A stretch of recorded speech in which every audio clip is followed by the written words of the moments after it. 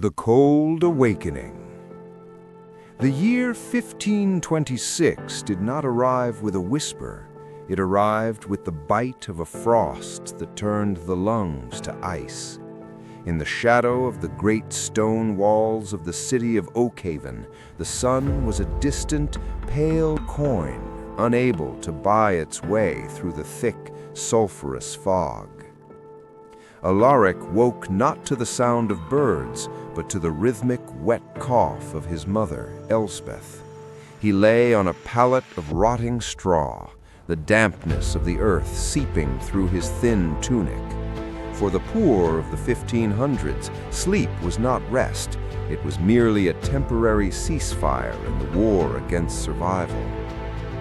He stared at the ceiling of their hovel. The thatch was thin, allowing needles of freezing rain to drip onto his forehead. Each drop felt like a ticking clock, counting down the hours until the tax collector arrived. In this age, poverty was not a misfortune. It was treated as a moral failing. To be poor was to be invisible to God and an eyesore to the king. Alaric, his mother's voice crackled like dry autumn leaves. The fire is dead. The last of the peat was burned before midnight. Alaric stood, his joints popping.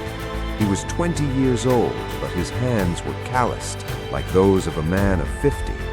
He looked at his mother. She was hunched over a primitive wooden loom, her fingers blue from the cold, trying to weave a coarse flaxen cloth. "I will go to the city gates, mother," Alaric said, his voice raspy from hunger. "The merchants are bringing in the winter grain. Perhaps a bag will tear. Perhaps a horse will need shoeing." "Be careful of the watch," she whispered, not looking up. "They are clearing the sinks today. The Duke's daughter is returning from the south, and they want no beggars to mar her view." The invisible barrier. Alaric stepped outside into the sinks.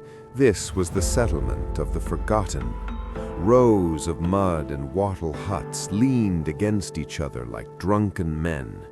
The air smelled of wood smoke, open sewers, and the metallic tang of despair. As he walked toward the great north gate, the contrast sharpened. The city walls rose 60 feet high, built of solid limestone, topped with iron spikes. Behind those walls lay the great square, where spices from the east, silks from the south, and gold from the New World changed hands every hour. To Alaric, the gate wasn't just wood and iron, it was a magical portal. On one side, people died of a common cold because they couldn't afford a bowl of broth. On the other side, nobles bathed in wine and wore more wealth on a single finger than 1,000 families earned in a lifetime. The encounter at the gate. At the gate, the atmosphere was frantic. Soldiers in leather jerkins and steel caps pushed back the crowds of laborers. "Back, you curs!" a guard shouted, slamming the butt of his halberd into the mud. "Make way for the house of Valerius!" A trumpet blared, cutting through the fog. Then came the sound of hooves, heavy, rhythmic, and arrogant. 4 white stallions pulled a carriage of dark mahogany, inlaid with gold leaf that shimmered even in the gray light. Alaric was pushed into a ditch of icy water as the carriage thundered past. As he scrambled to stand, he saw a face in the window. It was Lady Isabella. She was draped in fur, her skin as pale as milk, her eyes wide with a strange, detached curiosity. To her, the people in the sinks were not humans. They were part of the landscape, like the rocks or the trees. As the carriage jolted over a deep rut, a small object flew out of the window. It fluttered through the air like a dying bird and landed in the mud near Alaric's feet. It was a handkerchief, fine white silk embroidered with gold thread. Alaric's heart hammered against his ribs. He looked around. The guards were busy shouting at a group of peddlers. With a quick, desperate movement, he snatched the silk and shoved it into the waistband of his trousers. The fabric felt unnaturally soft against his rough skin. It was the first beautiful thing he had ever touched. The weight of a secret. He spent the rest of the morning wandering the docks, but there was no work. The winter had frozen the river, and the ships were trapped in the ice like flies in amber. By noon, his hunger had reached a sharp stabbing point. He sat behind a stack of empty crates, pulling out the silk handkerchief. In the market, this could be traded for a sack of flour, 3 chickens, and enough firewood to last a month. It was life. But then he saw the crest in the corner, a phoenix rising from the flames, the mark of Valerius. To sell this was to risk the gallows. If a poor man was found with noble silk, the law assumed it was stolen. In 1526, justice was a luxury for those who could pay the judge. For Alaric, the silk was both a miracle and a death sentence. The return to the hovel. When he returned home, the smell of wood smoke was gone. Instead, there was the smell of damp earth and the sound of crying. He ran into the hut.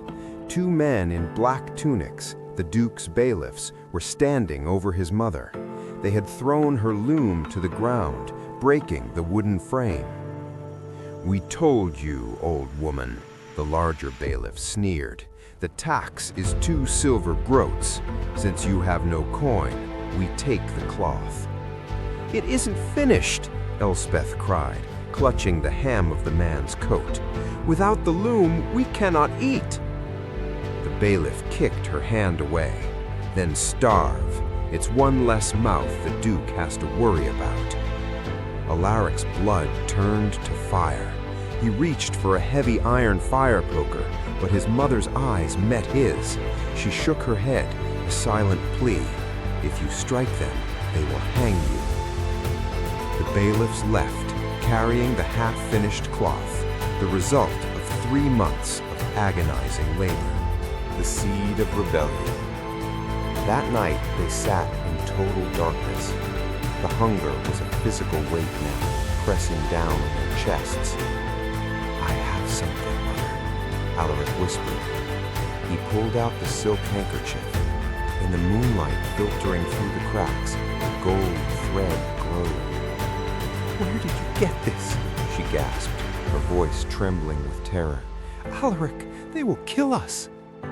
"It fell from the sky," Alaric said, his voice hardening. "The rich have so much that their gold falls into the mud and they don't even notice. Why should we die so they can have silk to wipe their noses?" He didn't sell it that night. Instead, he folded it carefully. He realized that the bailiffs didn't just take their cloth, they took their dignity. "I am going to the old ruins tomorrow," Alaric said. "The old monk, Brother Thomas, they say he has things hidden there. Not gold, books. He says the laws are written in a language we don't know, so we can't fight back." "Books are for the priests, Alaric," her mother sighed, her spirit broken.